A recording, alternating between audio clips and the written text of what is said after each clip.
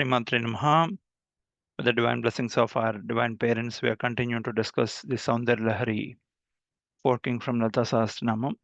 We have completed the first 50 slokas, and today we'll make an attempt to understand the 51st slokam before we jump into the depths of Soundarya Lahari of 51st slokam. Let's offer our prayings. Manasvi, can you chant Shrikanta Matlosima?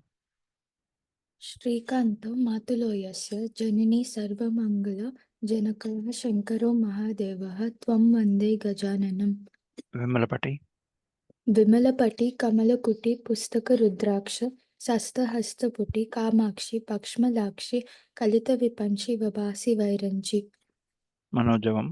मनोजवं मारुततुल्यवेगं जितेन्द्रियं बुद्धिमतां वरिष्ठं वातात्मजं वानरयूथमुख्यं श्रीरामदूतं शिरसा Namami Apadamapahartaram.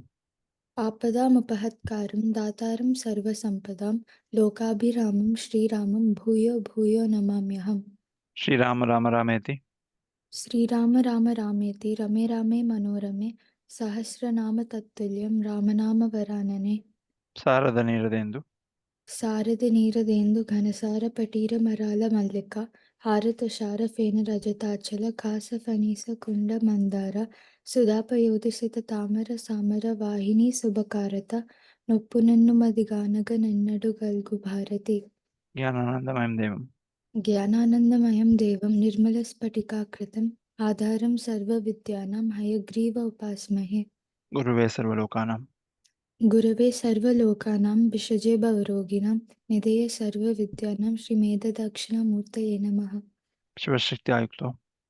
शिवशक्त्या युक्तो यदि भवति शक्तप्रभवितुं न चेदेवं देवो न खलु कुशलस्पन्दितुमपि अतस्त्वामाराध्यां हरिहरविरञ्चादिभिरपि प्रणन्तुं स्तोतुं वा कथमकृतपुण्यप्रभवति Thank you.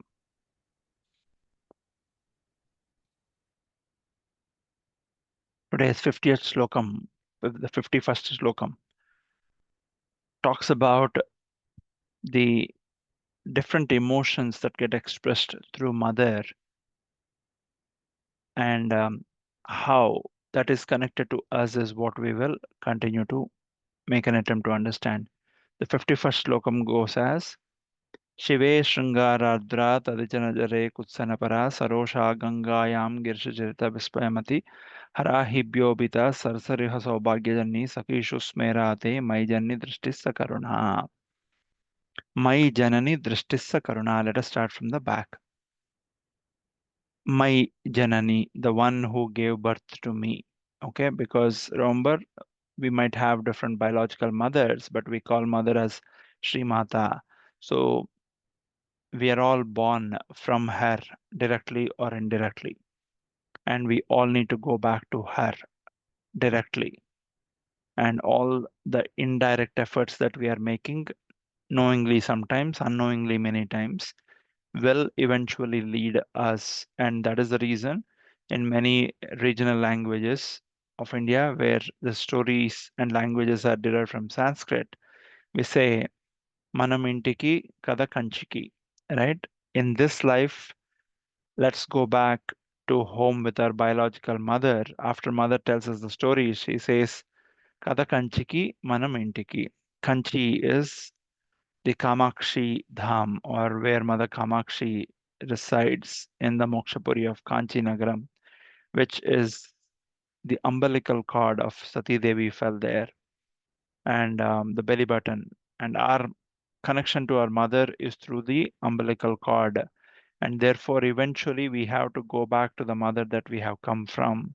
But in this Janma, whatever name this body is given, we have to go back to the biological mother. That's the selfishness of the biological mother out of unconditional love that mothers have.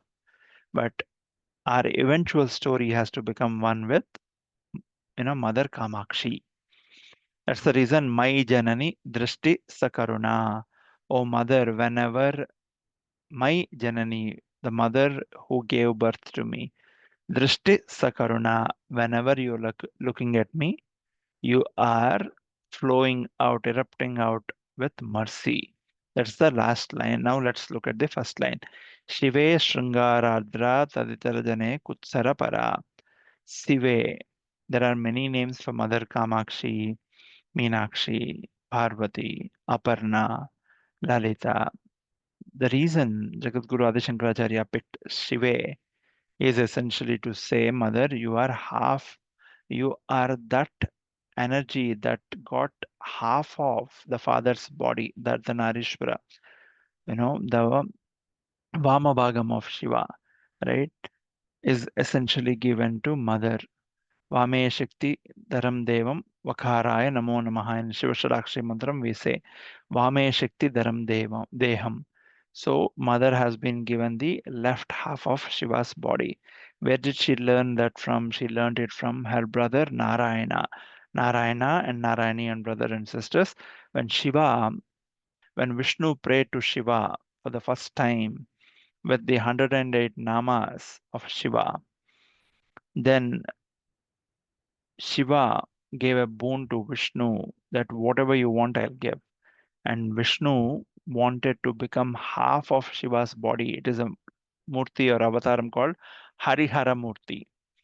Okay. And because Vishnu is a great devotee of Shiva, and using those 108 names that Vishnu has used to pray to Shiva, Mother Parvati also did the same puja using the same mantras to get the Ardhanarishvara form.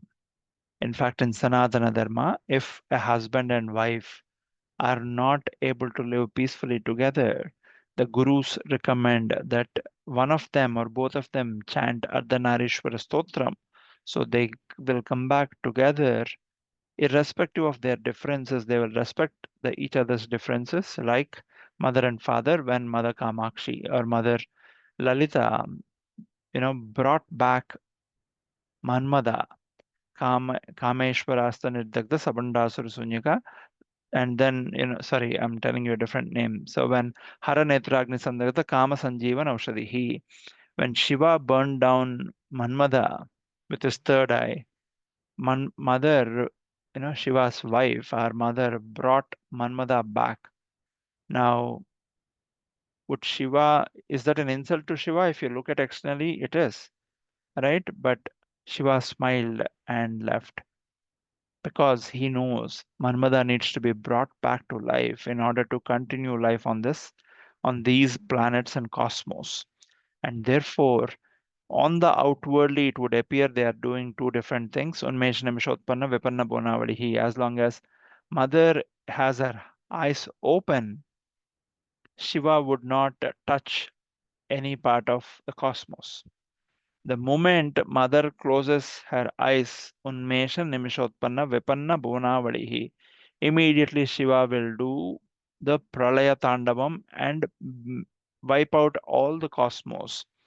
Now, as long as Mother is keeping her eyes open, Shiva is not doing. The moment she is closing her eyes, Shiva is doing the Pralayam. So, would it not appear as if they're doing opposing things? Right? Since Mother is Avyaja Karunamurti, she is an infinite ocean of mercy. She cannot see her babies dying, and therefore she closes her eyes, and then Shiva does the Pralaya Tandavam. Why would Father like to kill? Because if there is no end, there is no beginning, and without a beginning, there is no end. So every beginning needs to have an end, and every end ideally would lead to beginning, but for liberation and moksha. Okay, and that is the reason Shiva and Shakti appear to do two opposing things, but they are doing necessarily the same things that would restore balance in the cosmos and the universe. Okay, so going from the last line, Tava Janani, My Janani Dristissa Karuna, to the first line, Shive Shrungarardra. Shive, therefore, mother who won Shiva's love, the one who burned down the god of love, Manmada, was defeated by the love of mother. unconditional love, not the physical love. She became Aparna, right? What does Aparna mean? Eating the leaves of the tree that fall down because of the breeze or because the leaves became dry, and she would eat those leaves. And when she ate those dry leaves, her body, how did her beautiful body become? It became as if the skin was being covered with just the skeletal system, the bones were just being covered by skin. And she became extremely thin. And then Shiva appeared to mother and said, now, I will marry you. And saying that, Shiva married Aparna, which means he does not look at the external beauty, he looks at the internal beauty. Okay. And Shiva Shringaradra. So the one who can invoke the desire of lust in the yogi Shiva to convert him into Bogi, so he can become Mahakameshwara and she can become Mahakameshwari. Right in the background picture, Lata Sahasranamam cover page, you see mother is sitting on the left thigh of Shiva. That is the Mahakameshwara, Mahakameshwari. They are moving with the Ishvara and Ishwari are moving with a Kamam. What Kamam? It's not the Tucha Kamam for the bodily desires like many of the humans move. Right? I said many, not all, because many move with the initial lust for the body of each other, but then many get over it. And therefore, Grihastha Ashrama is a very powerful ashrama because in Grihastha Ashrama, whoever is praying to, whether they like it or not, they are following the left handed path, Vamacharam, right? People think Vamacharam is bad. No, Vamacharam is not at all bad. Dakshinacharam, Samayacharam, all these schools are established by the Veda for a reason. When we are in Grihastha Ashrama, we also Dharma, Artha, Kama, Moksha. The Chaturveda Palapurusharthas themselves are saying there is Kamam. Kamam means desire, bodily desires, physical needs, material needs, monetary needs, emotional needs, physical needs. All these needs need to be fulfilled. If those needs need to be fulfilled, then Grihastha Ashrama is the best ashrama where one will get into the Grihastha Ashrama, enjoy all the physical, emotional needs, and get over them, saying, Na iti, this is not it. I'm not, this is not what I was longing for. This does not give me the eventual Advaitanandam, Brahmanandam, which will lead to Paramanandam. Advaitanandam essentially is when you're sitting and meditating, you will just forget that you as a body exist. You forget that how many times you have chanted the name, the Japamala, and then suddenly you will become extremely silent. Advaitam means the person who is chanting the the mantra that is being chanted upon, and the God for whom the mantra is that we are chanting. If we are chanting Krishna mantra, Lalita mantra, Shiva mantra, so you, the god Shiva or Lalita Devi, and the mantram that you are chanting, all the three become one, the Triputi. And in that time, you just forget time and you will lose yourself for few seconds, minutes, however long it lasts. And that is a great state that leads us to Advaitananda. From Trai in Sivananda Lahari, we get Trai Vedyam Tripurhara Madhyam Jatadharo Bhara Chaladurgaharam. So Trai Vedyam in that from the three state of God, devotee, and the mantra that we are using, it will come into two states where the God and mantra first merges. You see the mantra rupam as the God, devotee and mantra are the only two things that exist, then these two also merge and become one. That's when you get Advaitanandam. This Advaitanandam leads to Brahmanandam. Whatever God you're praying to, that God you will see as Parabrahma. It could be Rama, it could be Krishna, it could be Anjaneya, it could be Lalita, it could be Shiva, it could be Vishnu. You will start feeling ecstatic joy. Sometimes you'll have tears of bliss, sometimes your eyes tear up, sometimes you just forget time as a dimension and you forget what you're chanting and you get drifted to a different plane. And that is the Brahmanandam, which leads to Paramanandam. There is no more happiness, no more superior happiness than Paramanandam. Okay, that is essentially what will give this state of Sive Shringaradra. And as I was talking in Grasthashrama, since we enjoy all the pleasures that the Veda permits us by the yardstick of Dharma, we are following the school of left handedness. Okay, the so called Panchamakaras that we discussed, we basically follow all those in limited moderations to realize these don't give us the Advaitananda, Brahmananda, therefore leading to Paramananda. And therefore we get over them to I have tasted these don't give me the pleasure that I tasted in the spiritual pursuits of the divine that I'm seeking. And then it is easier. Okay. In Tantra, it says in order to enjoy the yoga, you have to first enjoy the boga. Once you enjoy the boga, you realize that there is not depth in this. These are very shallow. Therefore, you get into yoga. What is yoga? Becoming one with nature. What is one becoming one with nature?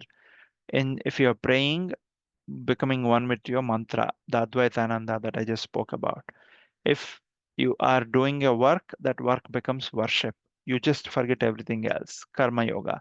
If you are doing a duty of doing something, seva yoga, serving the guru, serving the parents, or you are doing cleaning the temple, doing kach, the bodies, whatever efforts you can put using your body, cleaning the temple, washing the temple, serving the prasadam in the temple, right? The kayaka karma, then duty becomes devotion. You don't see a difference between sitting and chanting a Hanuman Chalisa or cleaning the temple. Then that is a state that will eventually help us get to the higher realms of spiritual pursuits that we are, pursuing. Now, Shive Shringaradra essentially says, "O mother, who won the half part of the father's body, you and you alone can invoke the feelings of lust in Shiva, therefore converting the yogi to the bogi and therefore making him sit as our father. Otherwise, he's again gone as Dakshinamurti, and you go into him as Meda Devi, where I can't even see you unless I sit in silence and start focusing on that Dakshinamurti, right? Guru Guru Yuva, Sishya Vruddha, Guru Yuva. The teacher is very young, but the disciples are very old. The one who realizes the inward path, he or she becomes eternally young. Like whenever we talk about the great Sri Guru Babaji or Mahavatar Yoga, every time he appears to all the devotees, they see him in below 30 years of age, very young. So that's what happens. The gurus, the devotees, the disciples can do kaya kalpa. Okay, kaya kalpa is essentially re-energizing, revitalizing their body to get younger. That's how many of the saints in the Himalayas live hundreds of years. They might not appear physically young to us, but they slow down their breath using pranayama and therefore they continue to live many, many hundreds of years, right? My Guruji, Devara Baba, was documented to live more than 400 years, right? It's listed in the book Living with the Himalayan Masters by Swami Rama in the chapter Ageless Yogi. Those of you who are interested can read and get to know about that great Siddha Guru, Devara Baba. And who was the first one who said the Ramalayam, the temple of Rama, will come in Ayodhya with the help and with the harmonious agreement of all the faiths together. He listed the date and the year also. That is the reason when the Rama temple at Ayodhya was inaugurated last year. You see in the invitation, the first picture was printed of Sri Devara Baba, who was, I'm blessed to have him as my guru.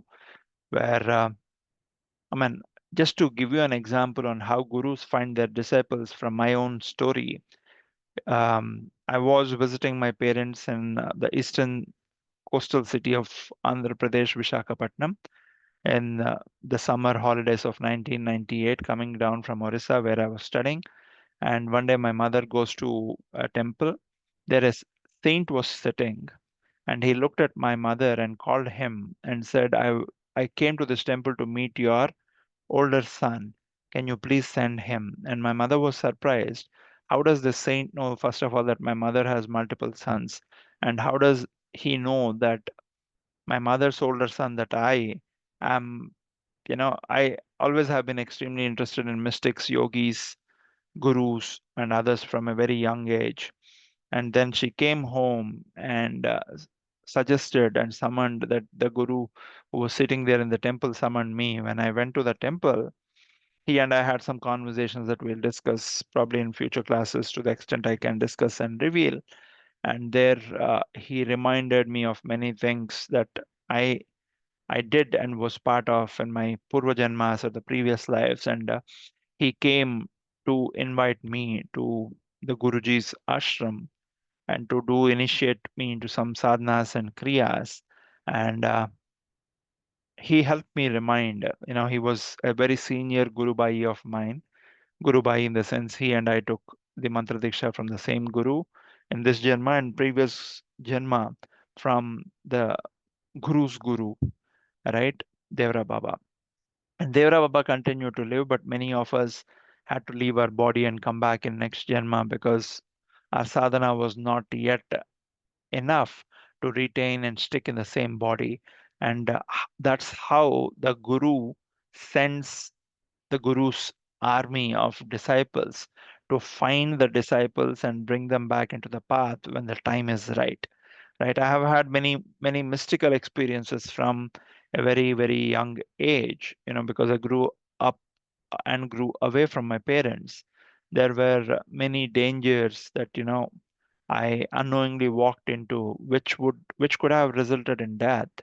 But there was always a guardian angel that was protecting me and lifting me up from all those dangers. Right. Once a charged bull wanted, it was running helter skelter on the roads and of the tiny village, now a town called Barampur on the borders of Andhra and Orissa, where I grew up. It was charging and running directionless.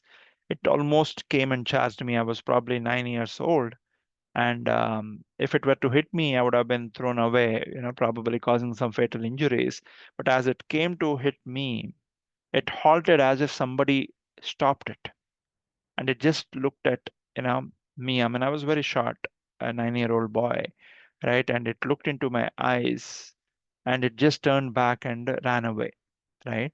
Some of these experiences that nobody knows that happened to me in my life, many such incidents, the Guru Bhai actually shared with me on how they happened and how Guruji continued to protect me. And then I realized the custodian angel was none other than, the Guru Devra Baba himself, who continued to protect me. A couple of times I drowned in ponds, in seas, where the sea took me inside. And miraculously, a major tide comes and throws me back into the beach of the sea. And to utter surprise of everyone, many such incidents happened right from my childhood that, without the intervention of a divine guru guidance and force, I would not have survived through many of these dangers that came to me very young in my life. So when Guruji actually, Guru Bhai, spoke to me and connected many of these dots, I could connect and clearly see, and therefore going back to ashram and getting initiated into some Kriya Yoga and other things that Guruji wanted me to pursue. He gave me the dates when I would be initiated into Sri Vidya, when, how I would progress and other things as well. The reason I'm sharing these essentially with you is basically to tell you how each of us are picked in Sri Vidya. Mother picks us up saying, "These are my sons and daughters that will continue to pursue." And there are a couple of transgenders that I know, not just he or she. There are great devotees of Mother, and there's an akada called Kinnar Akada, where there are some great gurus who are born as the transgenders or the Ardhanarishwara, Dhoopam, and they are at a very high level of sadhakas that continue, right? So there are sadhakas in all the genders, transgenders, male and female. So they don't differentiate with the body that you and I are born with, right? So going back to the slokam, Shive Shringaradra.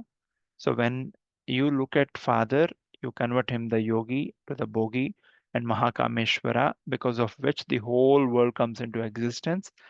Taditara jane kutsana para. With everyone else, if any other person, like a Mahishasura reached out to Mother, he was extremely lustful. If you read the Devi Saptasati, they will mention when Mahishasura was so lustful that when he looked at Mother, he also discharged some of his seminal reproductive fluids.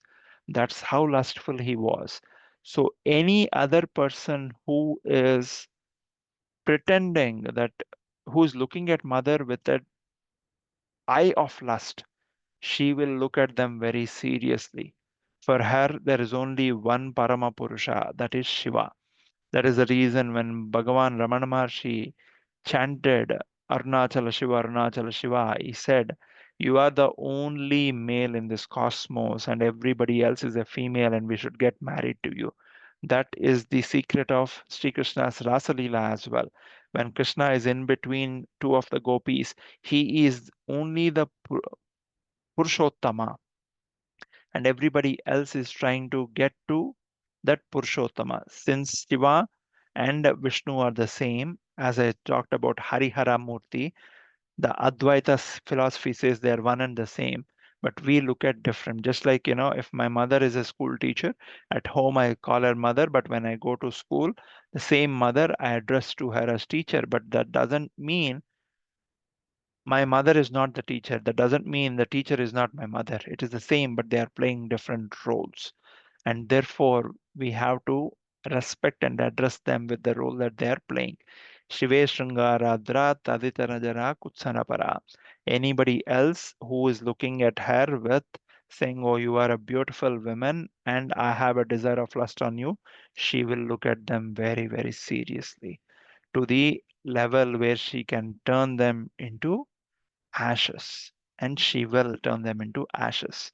Okay, because in her we have to see the Sri Mata Tattvam. When a Mahishasura sees, or a Shumba Nishumba sees the women in her, they will be annihilated in her hands. She herself will kill them, giving them moksha by removing the dosha that they have. And therefore, the pradosha puja that we do, pradosha means before it becomes dark. Before it becomes dark, we offer the Sandhya Vandanam puja. Evening, typically 6 p.m. or around 6 p.m. when it gets dark. So, when we do pradosha puja, when it gets dark, the forces of the dark, which can have very strong power on us in attracting us towards the bad habits. See, when people who drink alcohol, some people, they start with the drinking as it gets dark. As it progresses through the addiction, they'll start drinking in the day as well, because the addiction is taking them over. So most of the bad habits start in the dosha time, which is the darkness, and as they become addictive and they gobble over the person continues to be consumed by them irrespective of the time, right? So doing this pradosha puja protects us with sattvika alochana, because the evil energy forces will wake up when the sun goes down after the sunset.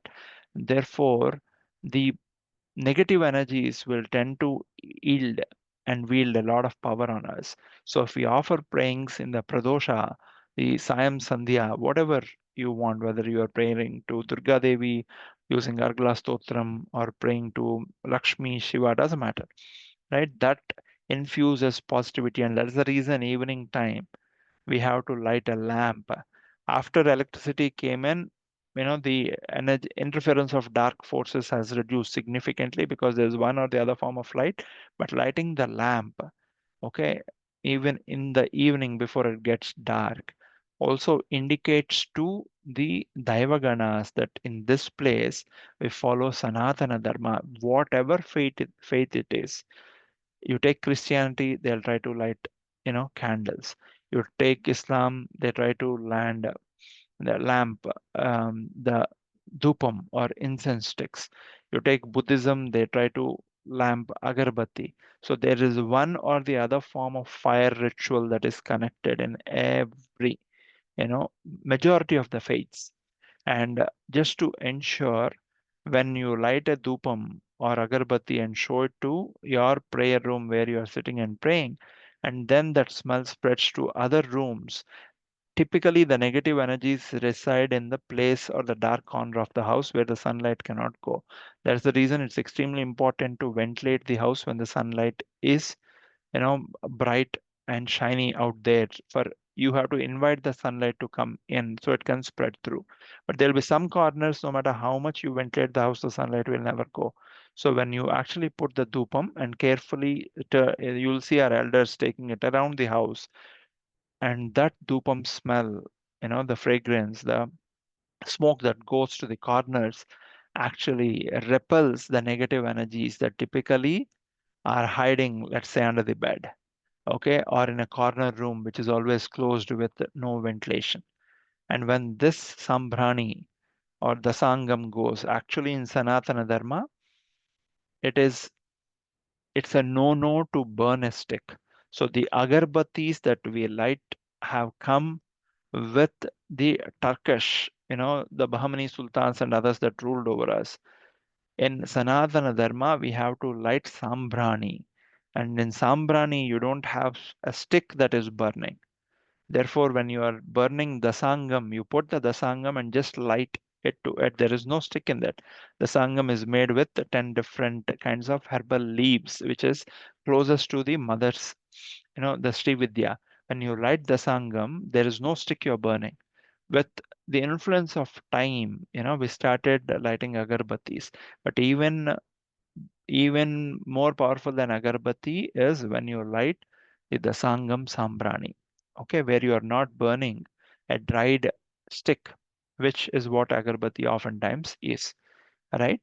And शिवे शृंगाराद्रा तदितरजने कुत्सनपरा sarosha gangayam. Now, the emotion of, erotism or lust has been shown, anger has been, seriousness, disgust has been shown when her sons are looking at her with a feeling of Mahishasura is also her son. She is Srimata. Shumba Nishumba are also her sons. When they look at her with lust, she becomes, serious, saying and disgusted. How can you look at your mother with lust? How can you be so ignorant? And therefore, she punishes them. Now, anger. Where would and who would mother be angry with? She got the Ardhanarishwara Rupam, Sarosha Gangayam. And when she got the Ardhanarishwara Rupam, the right part of Shiva, right part of Ardhanarishwara, which is Shiva, the Ganga is still looking at mother saying, see, you took half body, but I'm still staying on top of his hair. He is also my husband. I'm also his wife. Then mother looked at Ganga very seriously and said, you became his wife because when Bhagirath invited you to earth, if you were to fall onto the earth, you would have made a hole through the earth because of your force. So he is bearing you. The meaning of Bharta is the one who bears, and therefore you became a wife. But I am the actual wife. Therefore, she is looking at Ganga with an element of anger. Sarosha Gangayam, serious anger. Sarosha Gangayam, Girisha Charite Vismayavati. Girisha Charite Vismayam. When people are discussing Shiva's Leelas. For example, we are discussing the Shiva's Leelas and how he killed Andakasura, how he protected the cosmos from the halahalam from consuming it. When her kids are discussing Girisha Charite, the Charita of Shiva, okay, because he is carrying the Meru Parvatam in his right hand, He is called Girisha, means carrying the one who is carrying the mountain in his hand. And the one who is living on mountains, Kailasha is a mountain, right? And is also called Girisha, the one who is dwelling in the mountains. Girisha Charite Vismayavati, when her kids are discussing the leelas of her husband, Vismayavati, she is amazed, saying, how did he drank the poison, without him being impacted and getting the name of Nilakanta? How did he give the Sudarshan Chakram to Vishnu and help Vishnu protect the Dharma? How did he take the avataram of Rama, Hanuman, in serving his great devotee Vishnu as Rama?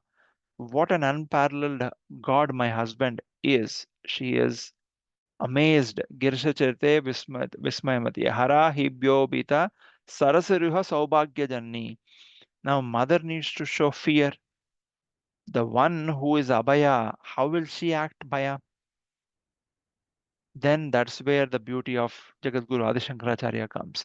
Mother is in a very romantic mood with father, and she is trying to catch hold of his hand. And as he's sitting with his legs folded, and mother is sitting with the kids. Ganesha is sitting next to Father Shiva, and Subramanya is sitting on mother's lap. Mother is extremely romantic and loving of father on how many things that he accomplishes. So she gently wanted to hold his hand. As she was holding his hand, he is, what does Shiva wear as Abharna? Snakes. There are snakes all across his body. There was a baby snake on his wrist. That baby snake suddenly saw this new hand coming in, and that baby snake also was very loving towards mother.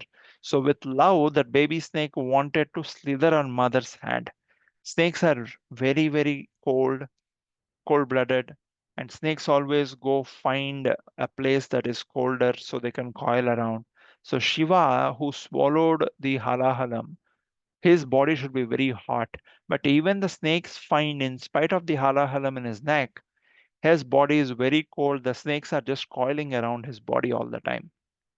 And this baby snake that is coiled around his wrist is now slithering onto mother's hand. And suddenly mother looked at that snake slithering, and she enacted fear.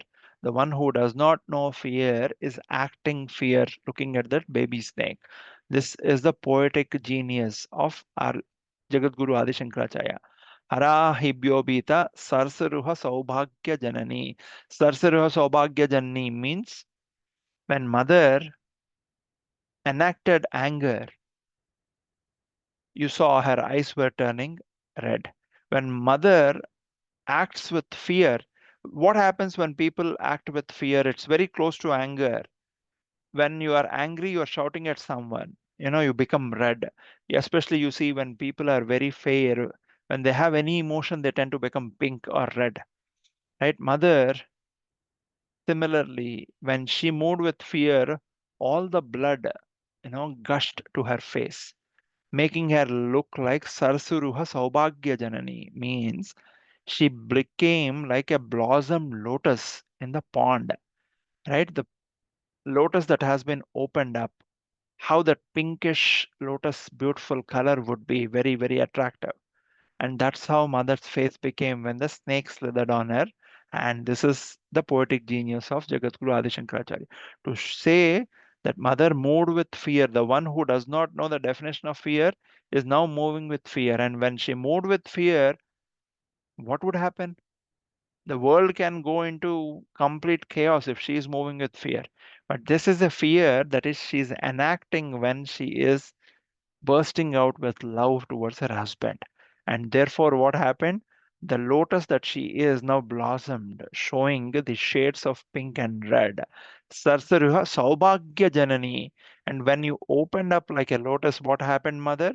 Saubhagya Janani. You gave birth to many, many, many auspicious things, right? What are those auspicious things that you gave birth to? You gave birth to a new shade that we call kunkuma flower, or the saffron flower. That saffron flower shade has been reflected when you enacted fear, and therefore that saffron flower is as a highest place in your puja. The lotuses that are being constantly compared to you. Okay, we say, sir, your eyes are compared to lotus, your feet are compared to padarvindam, right? Charanaravindam. And we keep comparing your hands, everything with Arvindam. Those lotuses now have got a prominent position in your puja. And Sarastaru Saubhagjani, Sakishu Smerate, Mai Jananis Drishtis Sakarana. Sakishu Smerna means mother is smiling at her friends. Sakishu, who are her friends? Lakshmi, Saraswati, all Indra's wife Sachi Devi, okay, is a great devotee of mother. So all the people who follow Dharma will become her friends. All the few people who follow Adharma will become her enemies. Looking at the people who follow Dharma, she smiles, Mandasmita, right? And when would you look at mother with love? When you have devotion. When you have devotion, you naturally tend to do dharmic things that are prescribed in the Vedas. When you are doing dharmic things, you will see that mother as a very pleasant, mandasmita, mild smiling mother that is inviting us to do more and more sadhana to progress to reach her feet. Sakishus mera te, she's smiling at her friends. But for me, my janani drishtissa karuna. I'm not a friend, I am her son, I'm her daughter, and therefore I will play in her lap, and she will take me into her lap and feed me whatever she needs to feed, whether it is breastfeeding me with the milk, with the jnana, or feeding me with her third eye on the jnana netram, or giving the payasa patra like she gave to Kalidasa, or very recently to Tadepal Raghunaran Sastri, who did not even have anything to offer to her as prasadam other than a glass of water. He used to chant Lalita Sahasranam 28 times, 27 times every day. One day, very recently in the late 1900s, he passed away, and when his body was offered in the fire, a lot of people who were witnessing the body being consumed by the fire saw a divine feminine murti that came out of his body and slowly disappeared into the clouds, right? He was a great devotee of mother Bala Tripura Sundari. This Tadepal Raghunaran Sastri Garu never had any money, and in spite of the utter poverty, he would chant Lalita Sahasranam 27 times every day. One day he was chanting, after he finished 25th time, he did not have energy in his body, he just lost senses because of the low sugar, hypoglycemia. His blood sugars fell down because he did not have any prasadam, did not have any food, not only to offer to mother but also to consume, and he would not consume anything without offering it to her, even if it's water. So when his wife said, why don't you take water, he offered it to mother and chanted Lalita Sahasranam 25 times, and he lost senses. Then mother herself came in the Bala Rupam, woke him up. Mother would lovingly call him Shastri, woke him up and fed him prasadam. And after that, there was no looking back in Sastri Garu's life, right? He never had to look. The moment rice was reducing in his house, some devotee will come put a 5 kgs rice back.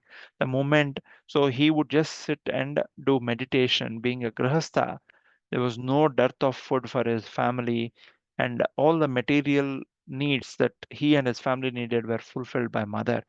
And when he came back to senses, he thought, was this a dream or is this a reality? So he saw a silver vessel that had payasam in there, in which the hands of a baby were dipped.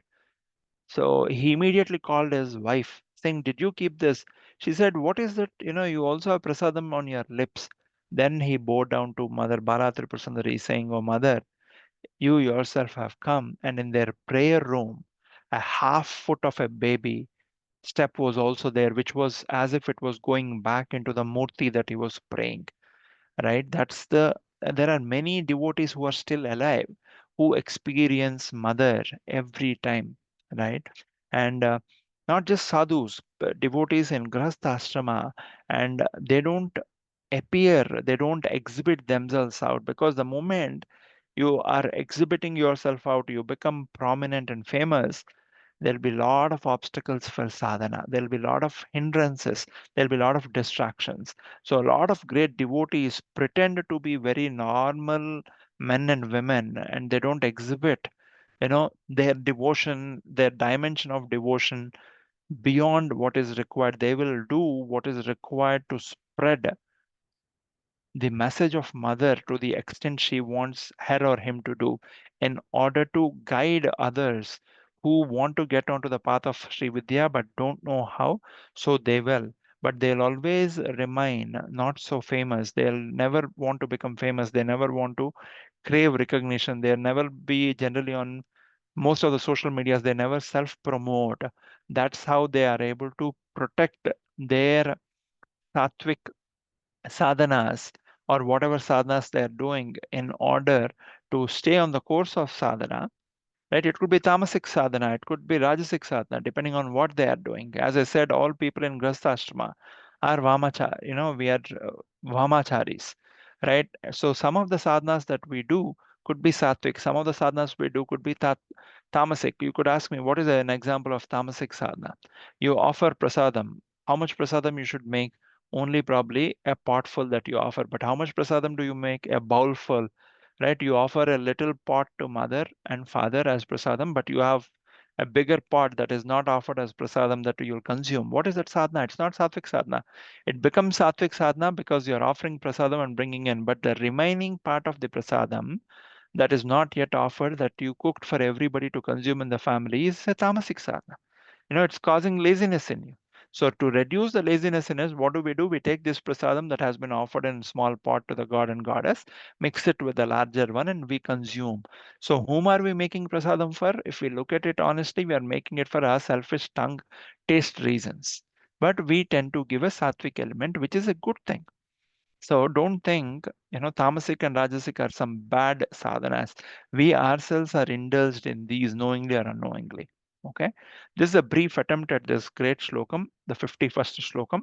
As we progress through, as we conclude Soundarya Lahari, we'll also make an attempt to understand the Sri Suktam, on how the different lines of Sri Suktam were born at different times of, and how all of us are blessed now to have access to the full Sri Suktam, which which was born at the time of the Samudra Manthan, when Shiva consumed the Halahalam, when Lakshmi was born, the first two lines of Sri Suktam were born. And different devotees, rishis came in different times and gave two lines of Sri Suktam, making it complete. So the powerful Sri Suktam is something that we will also visit and try to dive into the story of the different yogis, different devotees, on how they have given the different lines of Sri Suktam which we have now, before we go back to Lalita Sahasranamam. Okay. With that, we will conclude today's class. Manasvi, if you can chant Mangalam Gushrima. मङ्गलं गुरुश्री चन्द्रमौलीश्वरगे शक्तिगणपति शारदाम्बिके शङ्कराचार्यनिगे कालभैरवगे कालीदुर्गगे वीरधीरसूरहनुमा मारुतिचरणगे मङ्गलं Gurushree. Stay blessed, Srimatre Namaha, and we will again meet in our next class. Thank you.